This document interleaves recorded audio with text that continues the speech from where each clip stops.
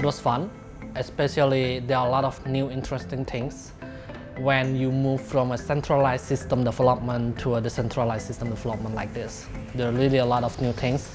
It's like you have to switch the way you are thinking about development. I'm so exciting for the alpha release. Focus in Explorer. We're doing a great job and can't wait the feedbacks. So it was challenging, it was fun.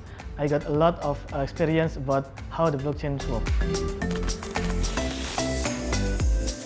The development itself is interesting, but when we are testing the new features, there are a lot of obstacles. Like the feature you write might work in one node, but it might not work in a whole network because the blockchain itself, the core of it is the network, right?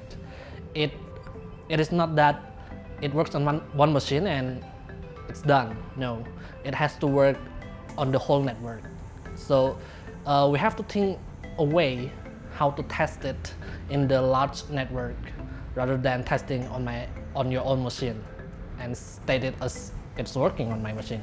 First of all is how to connect with the core app. We built something new, the technology called proof of participation, and we giving the API UI in Explorer. So what data transaction in behind the core, we prove it in the front of the website, so the Explorer can get it all of transaction in the core.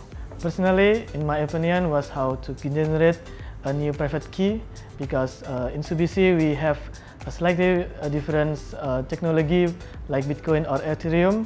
There's no library to provide us to create the feature, and we need to create it from the scratch, but not literally from the scratch. I think the next step should be preparing for beta, because the alpha release we are putting out right now is more like the basic of it. There will be more interesting part in the beta, which will open to a more possibility on the features that can be added into the blockchain itself. The next step for the Explorer is waiting for the feedback. So I think the feedback is more enhancement the feature. The next step is to see the reaction of the feedback.